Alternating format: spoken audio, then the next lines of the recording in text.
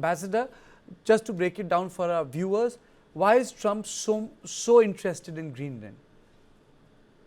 Well, geopolitical tensions surrounding Greenland have escalated following statements from President Donald Trump regarding the potential for the U.S. to control this territory. Trump has recently said that he intends to acquire Greenland and described its annexation as an absolute necessity for U.S. national security. He has said that he has frequently come to know about the presence of Russian and Chinese ships in the Arctic.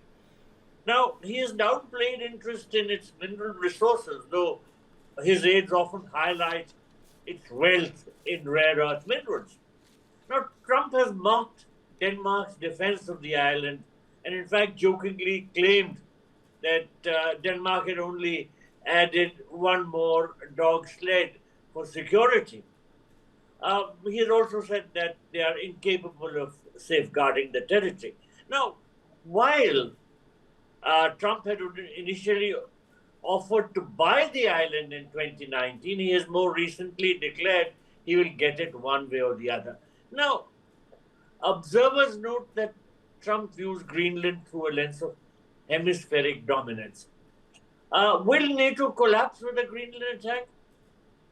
Danish and European leaders have warned that a U.S. military move to annex Greenland would lead to the dissolution of NATO. A Danish prime minister has said that if the U.S. chooses to attack another NATO country militarily, then everything stops, explicitly, including the NATO alliance. Now, NATO is built on collective defense. The Article 5 states that. And when there is an attack on one, it will be an attack on all. So experts note that an internal attack on the alliance's most powerful, or rather an attack by the most powerful member against another would create a legal and political paralysis, as the US would block the consensus required for formal NATO action. So Nordic experts and major allies like the UK and Germany have expressed full support for Danish sovereignty over Greenland, and some European officials suggest that European nations might have to work towards organizing a separate defense structure if the NATO framework falls. So at the moment, things are in a very precarious situation.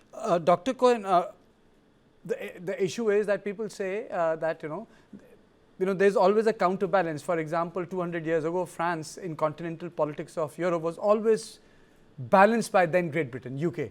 There was always a counterbalance. Isn't there a counterbalance available in form of China and Russia, or Greenland is up for Trump's taking? Well, first of all, my approach to these issues is, if it's not broken, don't fix it. NATO played its role in European security since its establishment in 1949, with the United States being the pivotal central power. The English-speaking countries, U.S., U.K., and Canada, were responsible for about 80% of the NATO budget.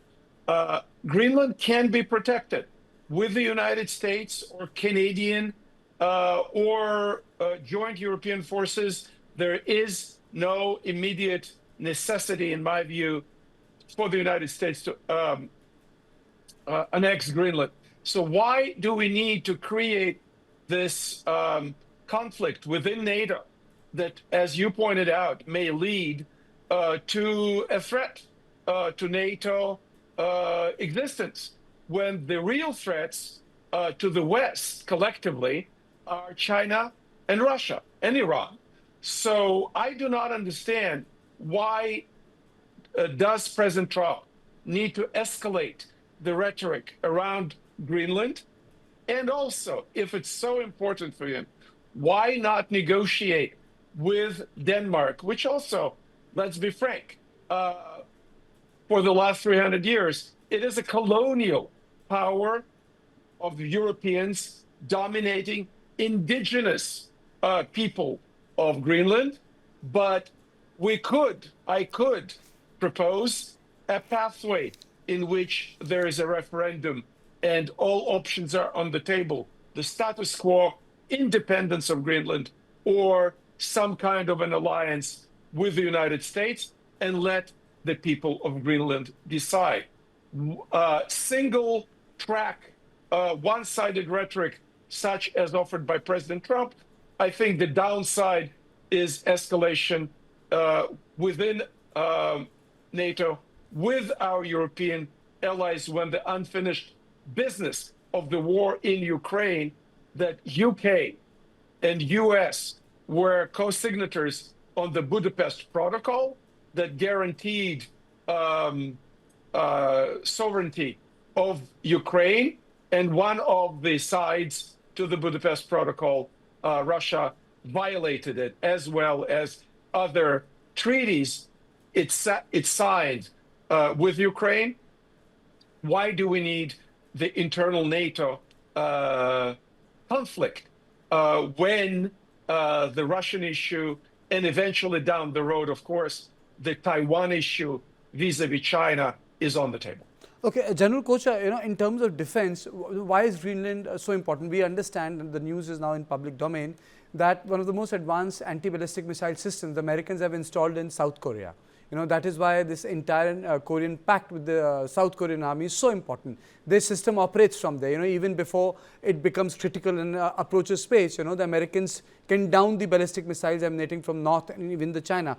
But what purpose Greenland serve for the American security? I'm not going into the word which the ambassador there used, hegemony, in terms of Northern Hemisphere.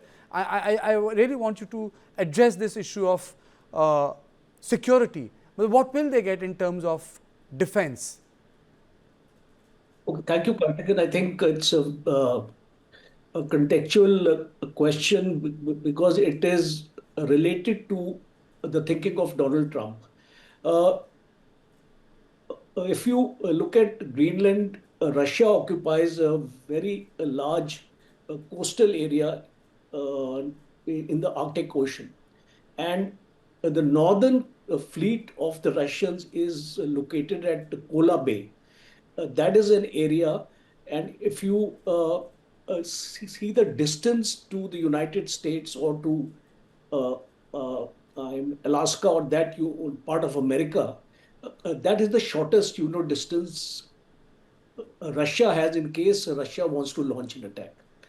Russia has a submarine base at Kola Bay, and it's got a substantial amount of its forces, defense forces, which patrol this entire area, and especially after this climate change has actually opened and the northern sea routes have become accessible. China's interest has also been there, and we have seen a large number of Chinese ships coming into the Arctic Ocean and doing their mineral exploration and research activities and things like that. So wherever President Trump is seeing an opportunity of vulnerability, and especially in the Arctic Ocean after the warming of the water and the northern sea routes, etc., Trump has a feeling that there is a vulnerability here. He has a air base and a space base in a northwestern part of Greenland, if you see that, and he has early warning radars and his entire defense system. And in the last 3 years or 2 years, I would say that a strengthening of this air base or this base which America has in Greenland has been observed.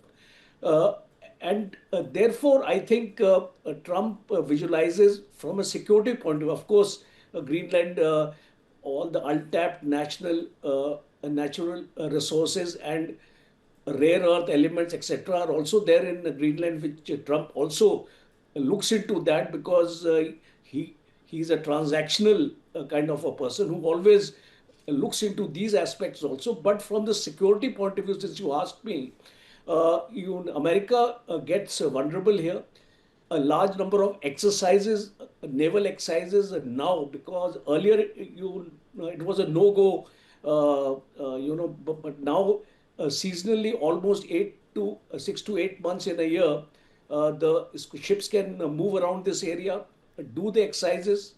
The northern fleet of the Russians have been carrying out exercises in this area. So that is the kind of vulnerability I think President Trump is foreseeing, and therefore his method may not be correct, because making such statements, I think, are in violation to the charter of NATO, and it is going to break the NATO, or create Okay. a divide in the NATO, which I think So basically, Russia sir, also basically you're saying that the climate change has created a new great game. You know, there was a great game of 19th century of the Himalayas. This is the new great game with the melting of the Arctic. General Kocher?